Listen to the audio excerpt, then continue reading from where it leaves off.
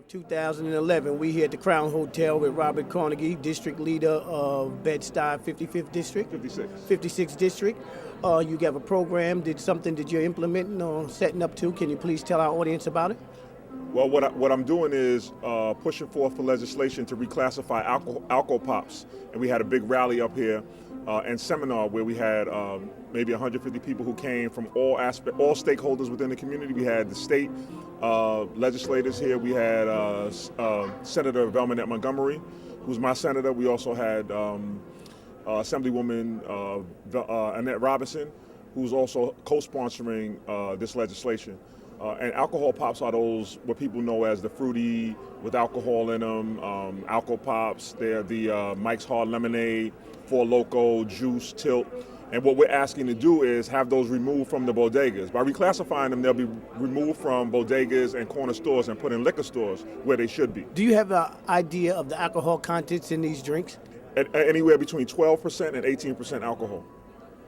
That's more than Budweiser and all of them other things. Absolutely. So for the kids that's eating these things, that's a real big problem. And what made you get involved with this? Well, it's a huge problem because when you try to attack all of the ills that are plaguing our community, whether it be poor performance in education, whether it be violence, the one thing that's always at the crux of it is abuse of either alcohol and drugs. So I think until we remove the barriers that are inhibiting our children from being successful, like the alcohol, like the substance abuse, we're never going to see our best foot forward in terms of education, in terms of reducing violence, all of those kind of things. So I just wanted to get to the crux of it so that we could effectively deal with all of the other things. As a district leader, can you explain to our audience and our community what's the function of a district leader?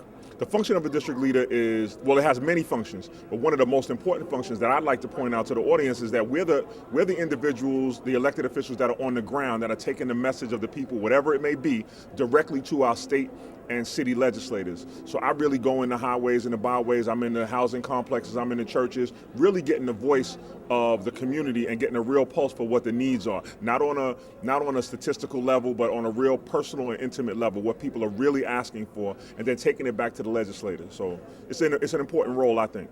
But we'd like to get you into the office for a further discussion, but when do you see this legislation being passed to get back to where we was on the ice pops and everything? When do you see this legislation being passed? Well, with the help of the community, we have a letter writing campaign going on. We had partners from the State Liquor Authority. We had partners from the State Alcohol Commission. We had all of the counselors from in the schools, the SAPIS workers, which is the Substance Abuse Prevention and Intervention Specialists that are in the Board of Education, all came together for once, parents, teachers, students, and with that kind of input, it can go relatively quickly. I was blessed to have the bill drafting office give me a call this week to try to start coming up with language that they can put together for a resolution so that they can begin to look at it. So it seems to me that it's going to go relatively quickly. Can you tell me if these ice pops is in the upper class neighborhoods and not only in New York, but or is it just something that's targeted to our community?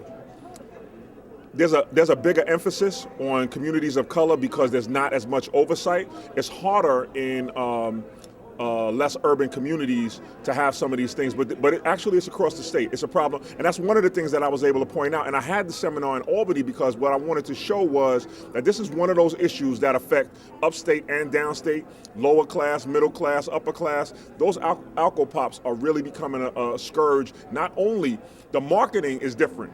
The only thing that's different is the way that it's marketed in neighborhoods. We're inundated with the marketing in urban communities. Well, what I would like to say is I would like to know the companies that are doing this here. Can you give us a list of the companies that's doing this here, as well as, what I'm looking into? One of my pet projects is the various tobacco products that's out here. That seems like it's only in our neighborhood that's unfairly targeting our community. The kids use them for blunts, and we know what that's all about. And it has no purpose in the cigar world at all. Right. So I would like for you to look into that too. Absolutely. And let's get a report back to the community. Absolutely. It'd be my pleasure. I mean, I would like to say that it's a lot of the work, or actually the bulk of the work that's being done is being done by our youth.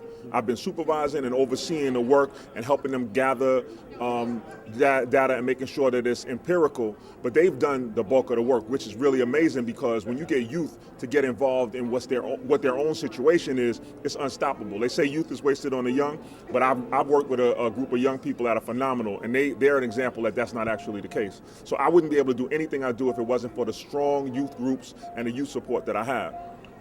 Rob Cornegy, I'm looking forward to having you back at the office so we can talk. Let us know some of the other projects you have anticipated for this coming year. Rob, give me a call. You know where we at. Yes, sir. Thank you so much, Norm. We love your show. Thank on you. the spot all day. Rob Cornegy, District Leader, Bed-Stuy, Brooklyn. We're out.